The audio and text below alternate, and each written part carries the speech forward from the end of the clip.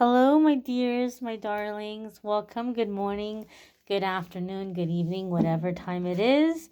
Wherever you are in the world as I'm posting this message, it will be labeled as a message for the 29th because I'm posting it in time for the 29th where I am. But maybe the 29th is coming on where you are, or you might not see this for a few weeks, months, years. So I'm setting the intention that this message find you at the right time and that it be a message for you for the next 24 hours from whenever you happen to see it. Happy birthday to all the December 29th babies out there, and happy birthday to you if it happens to be your birthday on whatever random day you may see this video. Ooh, our card today is the King of Cups. So, oops, I dropped it. One moment. All right, we're going to also move you all just a little bit closer here.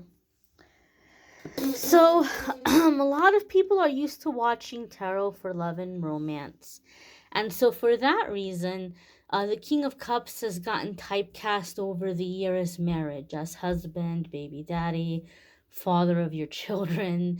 And that can be the case for some of you because it is true that those are meanings associated with this card.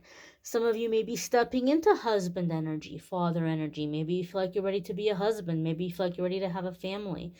Some of you may be manifesting a husband and the person you're going to have children with. There could be that sense here with this card. We are coming into New Year's, so who knows, maybe some of you may be manifesting a New Year's proposal or something, or a New Year's elopement or marriage or something. That can be one of the meanings of this card. So there can be a sense of marriage, stepping into marriage, strengthening a marriage, but also, right, there's other layers to the card. There's other meanings to the card. So it's going to kind of depend on what the situation is, where we are in life, what we want, what we don't want. And so outside of marriage, those of us who aren't focused on marriage, then the King of Cups can be that you might be encountering a person that has the qualities or the characteristics of the King of Cups, regardless of astrology, regardless of whether or not they're a water sign. You may be stepping into the characteristics of the King of Cups. The King of Cups is successful.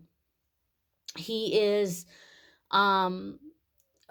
he's associated with abundance, but also a sense of emotional maturity, can sometimes be associated with generosity. Someone who can be from a heart spaced, like a heart-based place, a heart-centered space. So someone who is emotionally available, emotionally mature, and as I said, can be generous. But the thing about the King of Cups, he's not going to be taken advantage of. He can give and he can be generous, but he's not going to be generous towards people who are disrespectful or unappreciative. So some of you may be finding a beautiful balance between kindness, compassion, and having a backbone.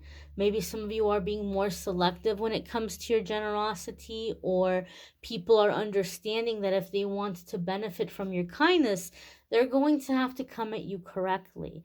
They're going to have to be respectful with you. So there could be boundaries here in terms of generosity. Sometimes I see with the King of Cups coming up. Some of you may be dealing with a King of Cups kind of person.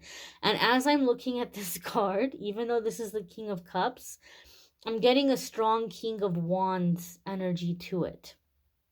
So I almost feel like I almost feel like it's a hybrid energy of like the King of Wands and King of Cups, like coming together, like creating this persona.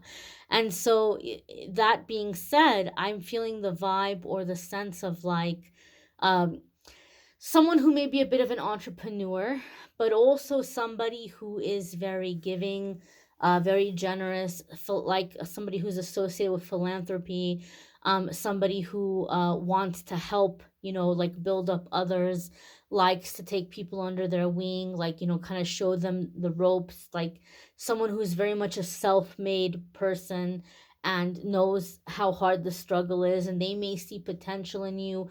They may see a lot of themselves in you, and so they may be showing you the ropes. They may be teaching you a few things. They may be mentoring you in some way when it comes to business, finances, entrepreneur kind of stuff.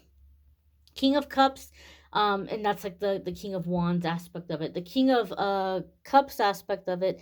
The King of Cups is also associated with like a worldliness, a worldliness in sense of like someone who's very familiar with other cultures, maybe somebody who is well traveled, well educated, and so some of you maybe are coming into a time of where you're expanding your exposure to other cultures. Maybe you're even manifesting a time where you're going to get to travel and go to other countries or immerse yourself into other cultures.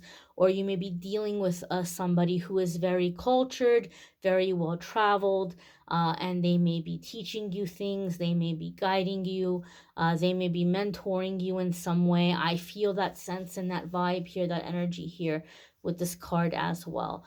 And yes, just reassurance for those of you who are trying to manifest marriage. The King of Cups can also definitely be marriage and husband energy. You may want to check out your moon sign, your rising sign when you check out the weekly forecasts if you haven't already. One more thing I want to say about this card. I'm sorry before I conclude.